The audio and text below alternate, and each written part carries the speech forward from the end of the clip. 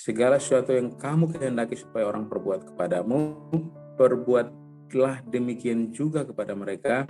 Itulah isi seluruh hukum Taurat dan kitab para nabi. Tuntutan untuk orang melakukan sesuatu kepada kita harus dimulai dari tuntutan untuk melakukan melalui diri kita. Kalau kita pengen dihargai, kita harus mulai menghargai. Kalau kita pengen dimengerti, kita harus mulai mengerti. Kalau kita pengen orang care sama kita, kita harus care sama orang. Kalau kita pengen orang empati, orang simpati sama kita harus mulai melakukan kepada orang lain. Kita tidak bisa menuntut orang melakukan apa yang kita mau tanpa terlebih dahulu kita menuntut diri kita untuk melakukan hal yang sama.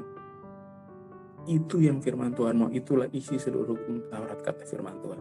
Jadi saudara yang dikasih Tuhan, ketika kita berharap mendapat sesuatu dari orang lain, maka apa yang kita harapkan harus kita lakukan terlebih dahulu kepada orang itu.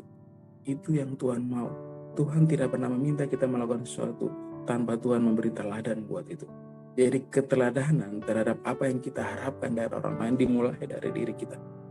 Kalau kita pengen orang hormat sama kita harus lebih dulu hormat sama orang lain.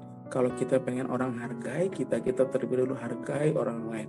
Kalau kita pengen dimengerti orang lain, kita harus lebih dulu mengerti orang lain. Kalau kita pengen orang care, disayang oleh orang lain, kita harus memulai melakukan.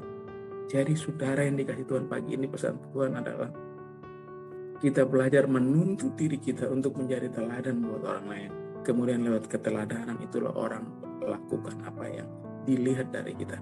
Jangan pernah menuntut orang lain melakukan sesuatu tanpa kita terlebih dahulu menuntut diri kita untuk melakukan yang sama.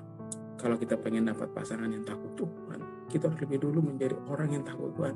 Kita kalau pengen supaya punya teman yang sangat baik, yang mengerti kita harus lebih dulu menjadi pribadi yang sangat baik, yang suka mengerti orang lain. Apapun yang kita harapkan dalam hubungan apa saja dari orang lain kepada kita harus tuntut diri kita untuk menjadi teladan atas hal itu.